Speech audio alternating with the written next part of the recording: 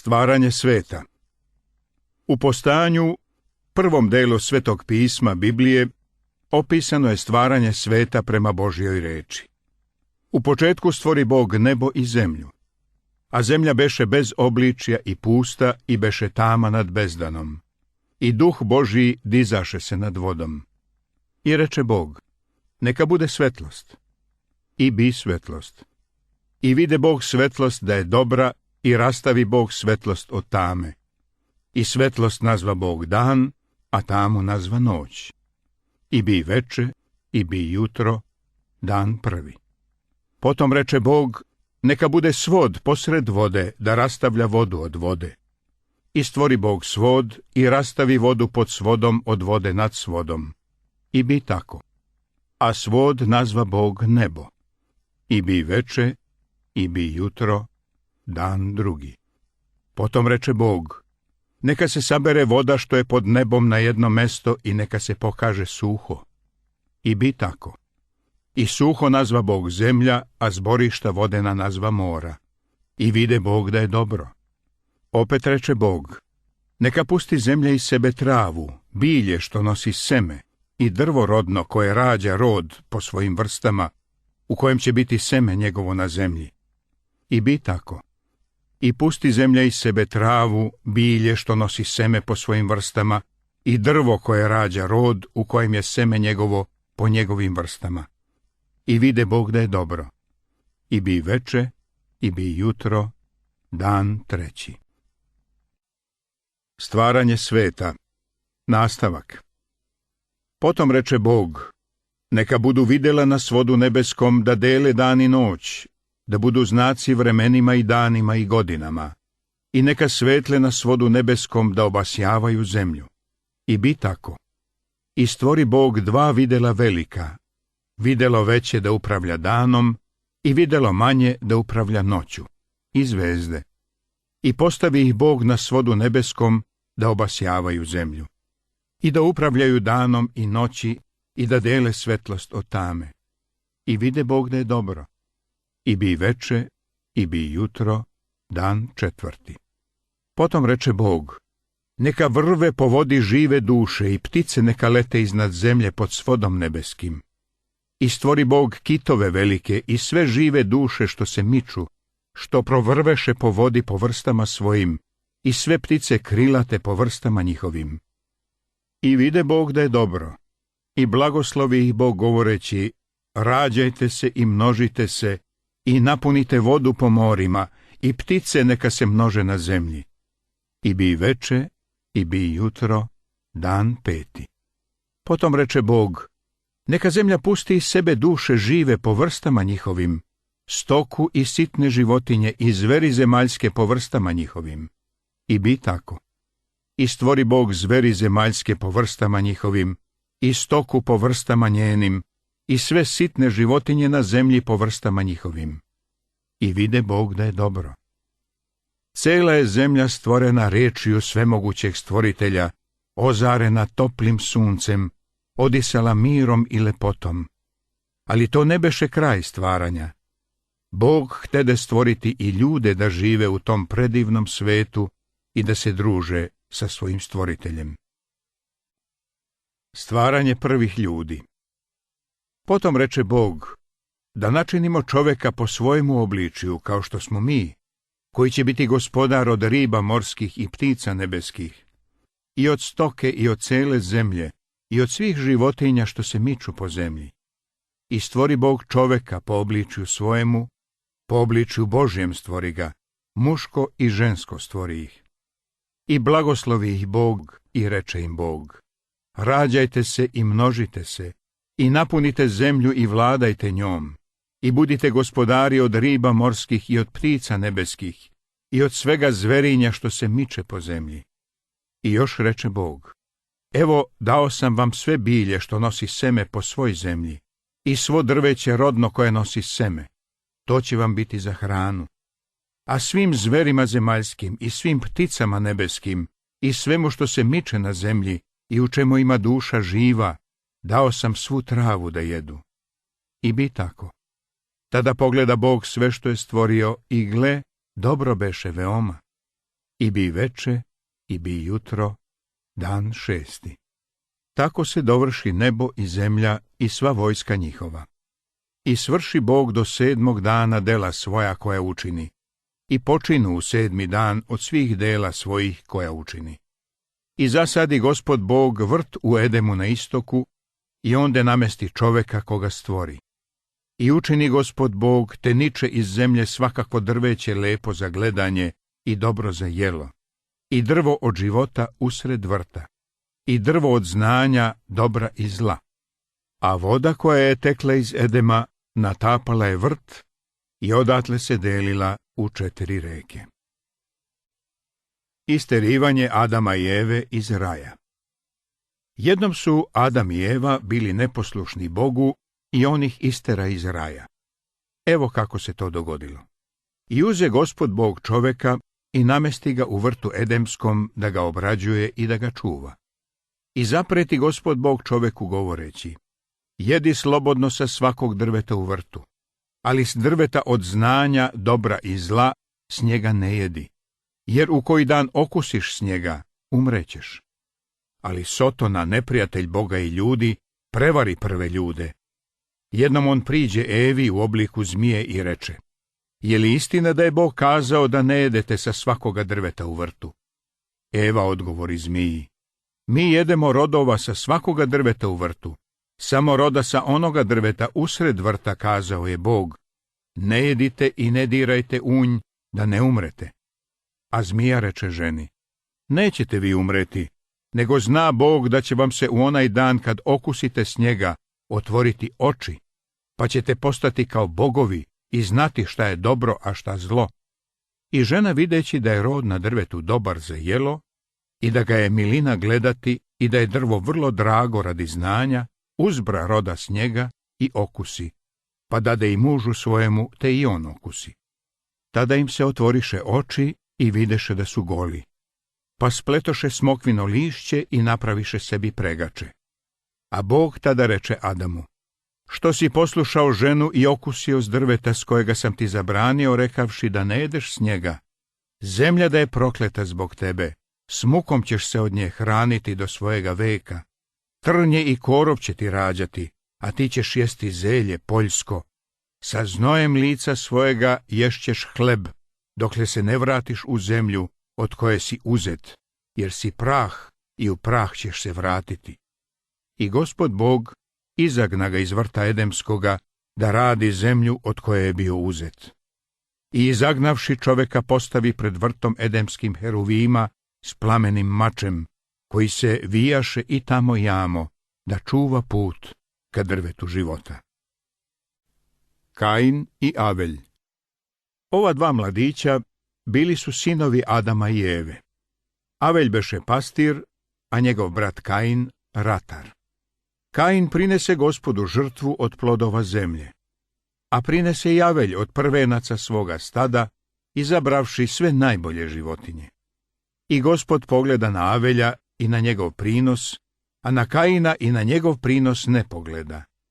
Zato se Kain rasrdi veoma i lice mu se promeni. Tada reče Gospod Kainu: što se srdiš? Što li ti se lice promeni? Nećeš li biti mio kad dobro činiš?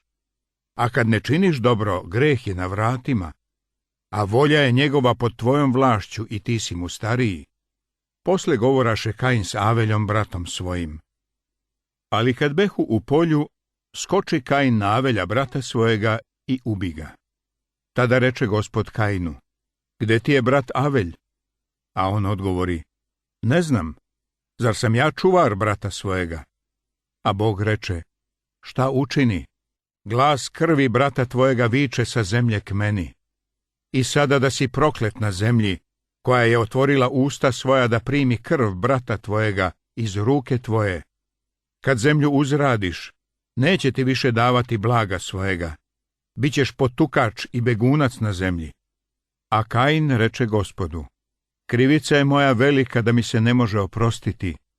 Evo me teraš danas iz ove zemlje da se krijem ispred tebe i da se skitam i potucam po zemlji, pa će me ubiti ko me udesi.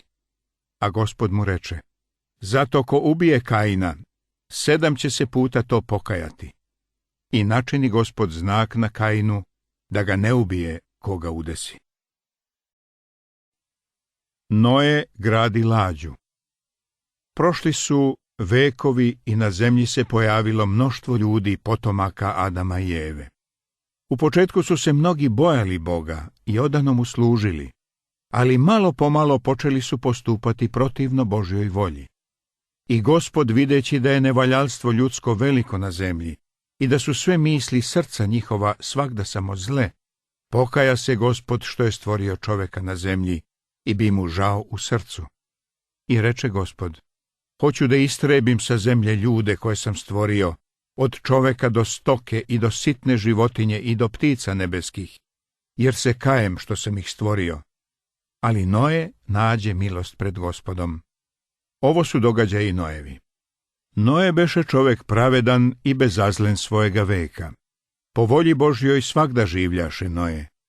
I rodi Noe 3 sina, Sima, Hama i Jafeta. A zemlja se pokvari pred Bogom i napuni se zemlja bezakonja. I pogleda Bog na zemlju, a ona beše pokvarena, jer svako telo pokvari put svoj na zemlji. I reče Bog Noju: kraj svakome telu dođe predame, jer napuniše zemlju bezakonjima. I evo hoću da ih zatrem sa zemljom. Načini sebi kovčeg od drveta gofera i načini pregratke u kovčegu i zatopi ga smolom iznutra i spolja.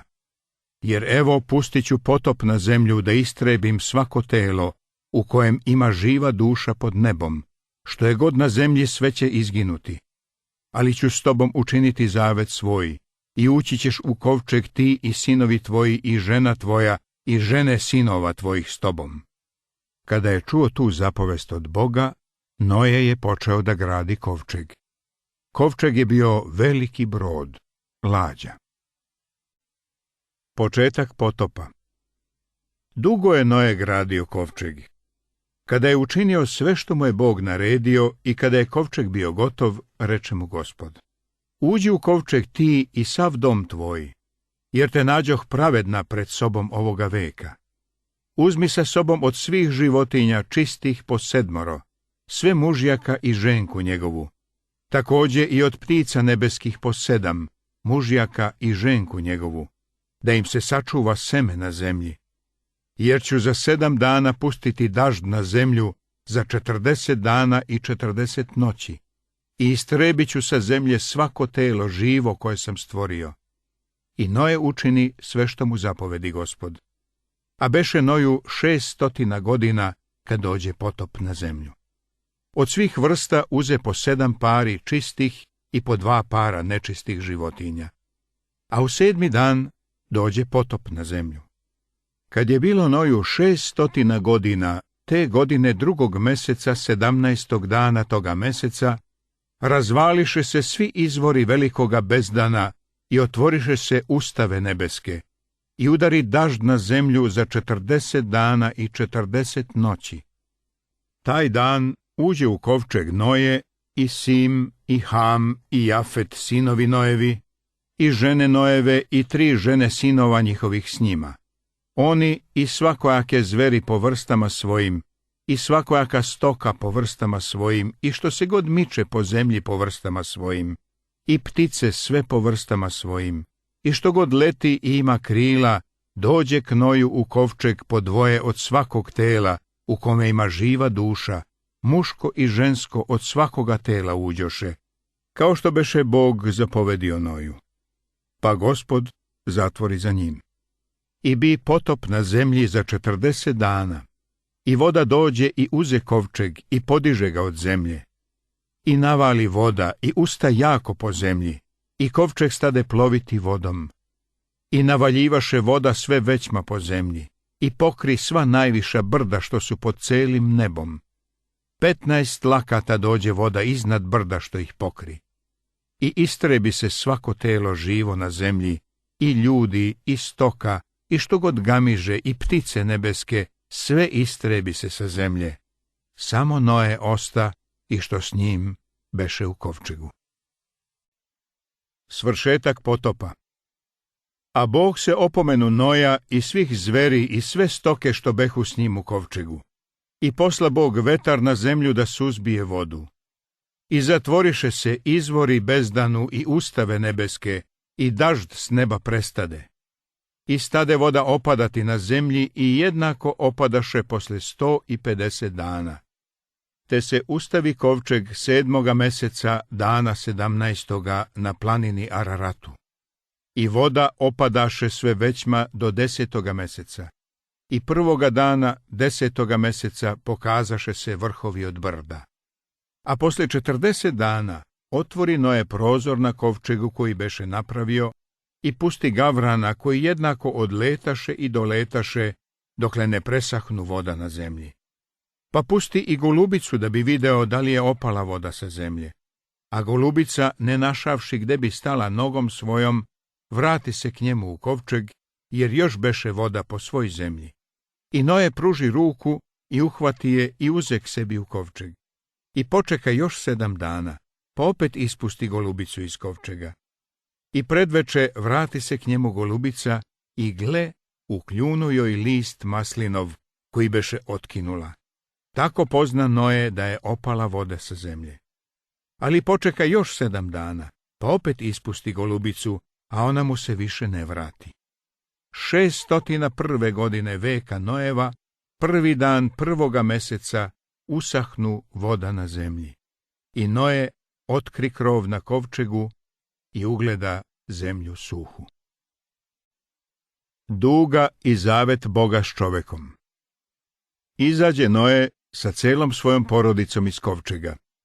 Sve životinje takođe se raziđoše po zemlji, a ptice se razleteše po drveću. Noe od kamenja podiže žrtvenik. Zatim uze nekoliko životinja i ptica i prinese ih na žrtvu Bogu. Gospod reče: neću više kleti zemlju zbog ljudi, što je misao čovječja zla od malena, niti ću više ubijati svega što živi kao što učinih. Od sada dokle bude zemlje, neće nestajati setve ni žetve, studeni ni vrućine, leta ni zime, dana ni noći. Bog blagoslovi Noja i njegove sinove i reče im: rađajte se i množite se, i napunite zemlju, i sve zveri zemaljske, i sve ptice nebeske, i sve što ide po zemlji, i sve ribe morske, neka vas se boje i straše. Sve je predano u vaše ruke. Što god miče i živi, neka vam bude za jelo. Sve vam to dadoh kao zelenu travu. Ali ne jedite mesa s dušom njegovom, a to mu je krv. A ja evo postavljam zavet svoj s vama i s vašim semenom posle vas. Neće ni jedno telo poginuti od potopa, niti će više biti potopa da zatre zemlju.